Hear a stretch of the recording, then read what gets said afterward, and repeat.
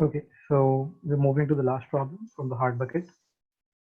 So it's course schedule 3. So we have like 1 to n number of courses, and we are provided with the T and D values of each course.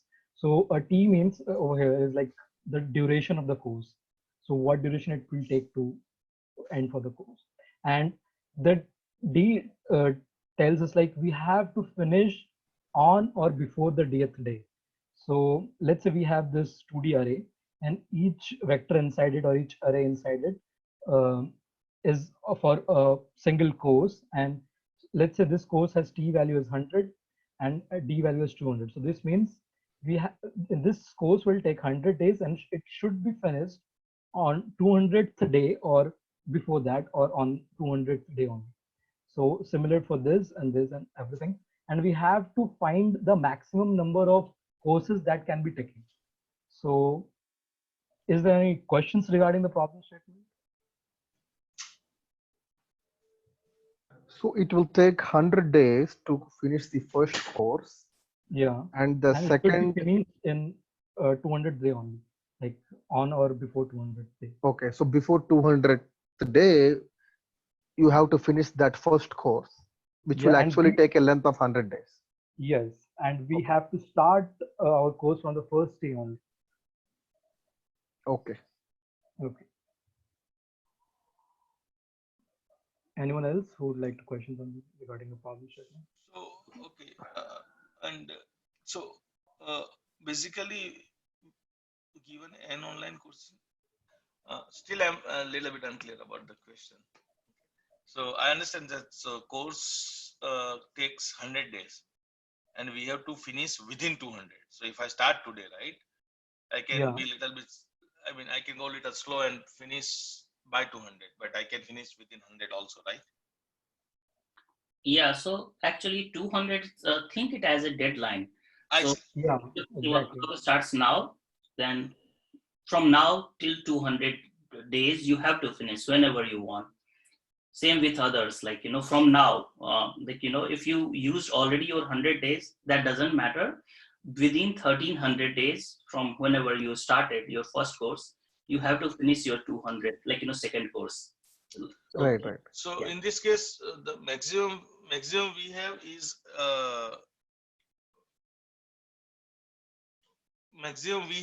a 3,200, right? Yes. So we have to see if within 3,200 we can take all course or maximum how many course we take. Maybe, yeah. And they were asking the maximum number of courses, right? So let's say if I take the first course, which will actually take 100 days, then I have to look for another course which will start at 101, right? Or maybe I have to merge and then see how many courses that I can complete and give the maximum number of courses that you can complete, Yeah, right? it's somewhat like greedy approach that you are saying. Okay. We have to iterate. We can start from this and then look like how many days, how many courses we can do if we start from this one. Like if my first course is this, and we have to check for this other values, like if we do this after the first course or this after the first course. So it's my naive approach that I'm thinking of. Or we can look at from backwards. Like at max, I know that I have to complete in the 3200th day. So I can look from the back, like if this is the max I can complete, then I can subtract from this. And then I'm not sure about this approach because I haven't coded it. Just I was thinking thinking maybe. more on the lines of like longest increasing sequence. If we can sort it based on the minimum time required for the course to start. Like we know the duration of the course is 100 milliseconds or 100 days, and the last day before it completes is 200. So minimum day before which we can actually start this course is 100 day. So if we can find that and probably sort it based on the minimum start date, and then a longest increasing sequence based on how much time is used. Yeah.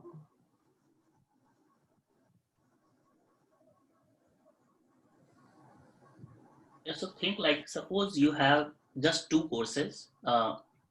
one has deadline, it takes 2 days to finish both the courses. One has a deadline of 2 days and another has a deadline of 4 days. Then what will you do? You will, whichever has your deadline first, you probably do that course Yeah. first, right? Yeah. So you have the option to do the other course because it has a further deadline in future. So yes, like, it's a greedy way of thinking, but if you use some examples, it actually works. Okay. So maybe sort by the closed day, right? Yeah, whichever has the early Right. deadline, start Right. with that. But there is some trick. Take one example if you can write somewhere, like in here, right? I will try to guide you through that. So take something like 2-2. So 2-2 is one, put a bracket actually, so that it means it takes 2 days. Yeah, Puneet has given something. But yeah, let's put this example because I have walked through that. And then put 1-3 after that. 1-3 and 1-3. Okay, do you mean one more? Yeah, 3 times. Okay. One more time, yeah. One more time, 1-3. So if we sort by deadline, then we know that first guy will finish earliest because others have late deadlines. So probably you will try to do that course, right? Yes. So it took you 2 days to finish first course. Now you will go to another course and you can do one more course only because by that time you have finished your 3 days and you did just 2 courses. Is that clear? But what if I say like this takes like 4,5 and then Sorry, can you? I'm trying to explain something with this approach. Actually, that's why. okay. Like, if you have doubt, I will be happy to clear. Like, it's No, I not. mean like if the duration if duration is more in case of less deadline and duration is less in case of the deadlines which have more time. So how can you is it good to go for like what are you saying? I'm trying to derive to the actually a solution. So, Okay. the first thing which we actually learned in the beginning, that let's try to sort by deadline. Whichever has less deadline, we should do that course. Now I'm trying to demo that actually that is not enough. And that's why this example will tell us why. Because in this particular case, if we just do that, we will do first course. I spent 2 days. And then I will do second course. I spent 3 days. I have done total 2 courses in 3 days. And rest of the 2 courses I can't touch because they also had 3 days deadline. Right? Right. You're right. How did you take 2 courses? Because you start on the first day, right? So the first one will be complete on the second day. Exactly. So And then the second one is start from the Third third day. it doesn't start. It is saying you can start whenever you are free, but your deadline is total 3 days. So suppose your start is 0 minute basically, or like 0 days. After you finish the first course, you have spent 2 days, right? Yeah, but the problem say you start from the first day. Okay, make it first day is 0th day. Okay. Yeah, first day is 0th day. So after you go to the second course, you are now stuck that you are taking only 2 courses. But if you would have left that course and you start with the second course, you could have finished second, third, and fourth course in 3 days because they all take just 1 day. Is that also clear? Yeah. So now, thing is, now we have done two things that, hey, like it's good, but it doesn't work always. So now the thing is, this is where we have to also look at like how much time each course is taking. That is also useful. We can't just discard that. So what we will learn here that actually, if I wouldn't have done this first course, I could have gotten a better solution.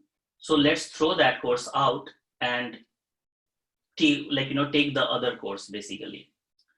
And now if you open my solution, I can walk you through this, like how to do that. Okay.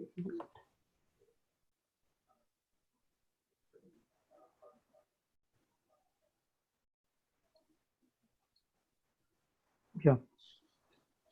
So, I am sorting the course by deadline as we just talked about. So Okay. at this point of time, everything is sorted. Now I'm building a max heap, which will give me, okay, which course, which I am currently planning to do will take me the most time. It will take me most time. Then if I have to kick out a course, I know which one to kick out for my best gain basically. That's why I'm building this priority queue, and there I will store that how much time it will take to do me that course. Okay. Can you repeat the what are you doing with the heap thing? Heap thing, I will try to store the time for each course. Like in this particular example, I will keep the time for first course will be on top because it is taking me maximum time in the beginning. Okay. So I start my timer, current time is 0. I take the first course. I calculate, okay, how much time will take me to take the course. So basically current time plus course 0, that was the means 2 days here.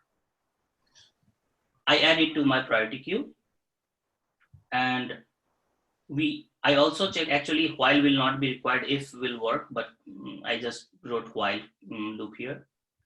If current time is greater than course 1, that means I can't take that course, right? Because I have already invested too much time and I cannot complete that. Yeah. So I just remove that guy from the queue. So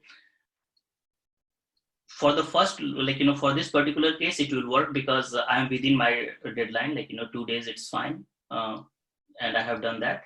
When the second guy comes, I add that, and his current time is 3 because I used 2 days from the previous course and 1 day for his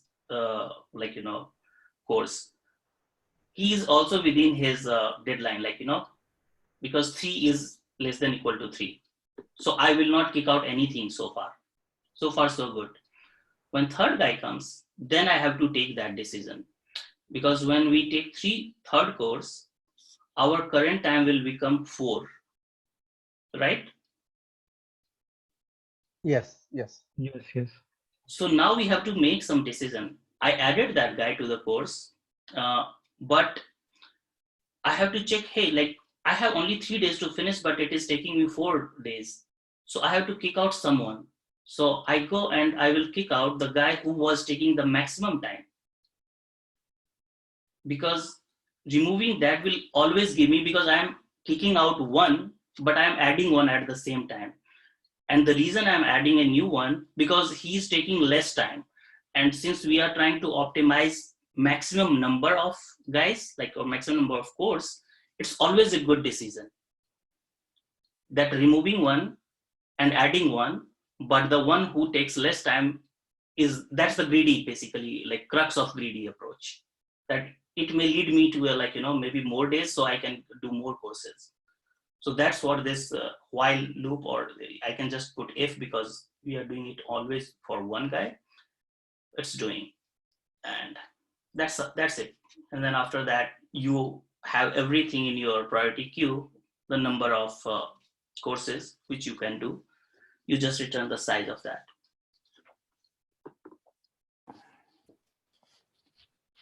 Is that clear? I just think one example. Could you explain with this? I'm Let's try. Yeah, let's try. 2 100 2 102 10 103. So I already sorted it out. oh, you're nice, very nice.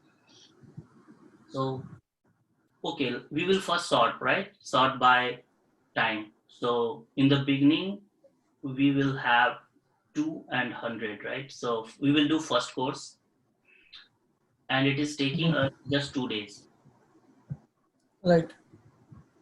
Okay, so our timer will be 2 at this point of time. Correct.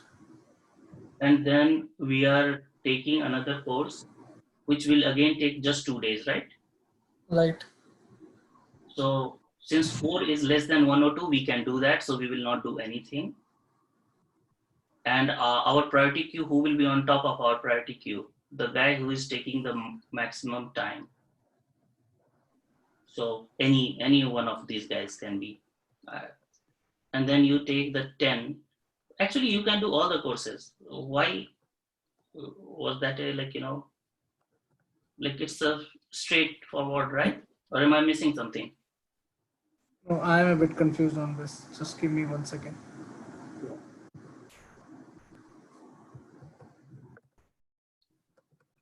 You can do all 3 courses. The answer will be 3 for this, right? Yeah. Maybe he might to do something else, but pasted wrong. Yeah, give me a second. You guys can continue. I just was confused with one scenario. Sure.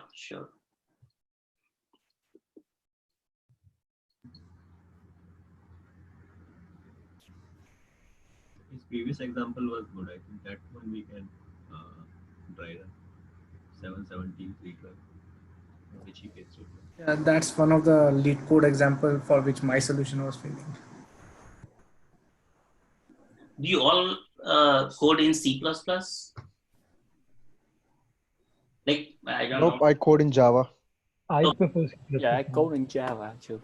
Yeah, so like you can try to debug my code with the examples if you code in Java, but even C++ might have this comparator and priority queue kind of concepts. Yeah. In C++, we do have this kind of STL. Yeah, so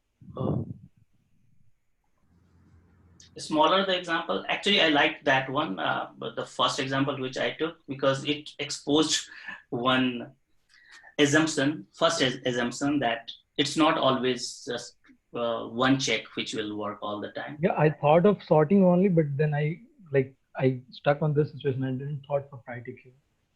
Right. Stuff. Right.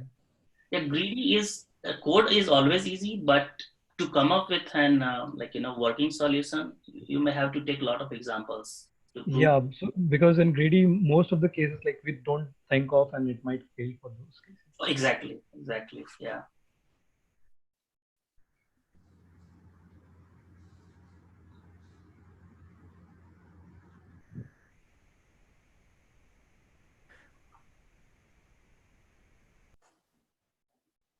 Okay, until Puneet gives us a test case, can you go us through with again dry run for this? Okay. Yes, sure. Why don't you start and I will try to help you. Start with line number 12 maybe, and then we can see what we are going to do. Okay, so initially we have current time equals to 0, and for the first course, I'm adding the its duration it will take. Yeah. And now current time will become 2. Exactly. And we are adding the 2 in the priority queue. Yes. And if the current time it's 2 now, and if 2 is greater than 3, 2 is greater than 3, yes. 2 is greater than 2 actually. Yeah. So 2. So we are subtracting what is, I don't know, pole is what. Pole is basically removing from a queue. So okay. So actually for the first course, you are not removing anything because the current time was not greater than your deadline. By the way, course 1 means here on line 17, course 1 means the first index of the first test. So first index means I start with 0th index, so first means the second basically. So 2. Okay. Okay. So that's the duration, right? Yes, exactly. Deadline. Right. So if in this case, if you'll pop out, like if we reach here, then if you pop out this, then will it give 3? Like, I'm not sure. No, we are not popping out. That's what I'm telling you. Like, because current time was not greater than deadline. Your current time was 2, right? Okay. Okay. I'm sorry. I thought we were comparing with this. So No. Yeah. Then you can go to the next course and you can continue doing that. I think Puneet gave again something. yeah. Yeah, I have one. This probably my understanding is still not clear. So let me just explain what I understand from this. Yes, let's do that. Probably you can tell me whether I'm right or not. Okay. So just copy the sample. Yeah, he did. Yeah. So okay. So once we start this, so this is already sorted based on the line number 9. So I'm assuming that one. And let's say the first element, our current time will increase to 4. Okay, sorry, 2. Our current time will be 2. It will be pushed onto the queue also, priority queue. Yeah. Now while loop will not run because it's still greater than the first one. Yeah. Next time we go, it will again increment our current time by 2, which will become 4. Yeah. Right, and it will add back to the priority queue and will move forward. Now coming to the third element, current time will become 14, right? Right. And we'll add it to the queue. And when we check the while loop, so let's remove one by one. So we have 2 elements there. It will first remove the 2, which will reduce it to. No, it will not, because it will. It will reduce the 10. Yeah, yes, it will reduce the 10 also. That's correct. Got it. Right. What can you explain one more time what the purpose of the priority queue? So as in this current example, you just saw that this guy, which was the last guy, got inserted here in the last, and he had this. He is taking maximum time. Okay, so you remove it. So you want, whom would you remove? Like you will, because removing the guy who is taking maximum time will help you to get more courses, right? Right. So that's why we have this maxi. So Roger, Sai here, I would like to, I understood the approach, but I would like to tell the same, like whatever you're trying to say. So let's say if I start at whatever the Puneet gave the example, 210, 210, 10, 11, right? If I start the first course, which will take 2 days, right? But I was given 10 days to complete that course, which means 10 minus 2, 8. So I have 8 days. So I will try to accommodate whatever I can in those 10 days. That's what you're trying to do, right? Right. So you started the first course, which will take 2 days, but it is not greater than 10, right? So which means you still have 8 days left. That's why you're trying to add like 2 plus 2, which is 4. 4 is still greater than 10. No, it's not. So you will try to add 10 again. So 14 is greater than 11 this time. So you'll try to remove the course, whatever that is taking more time, right? Yeah, that's reasonable. Right. Exactly. Yeah. Yeah, this is a good approach.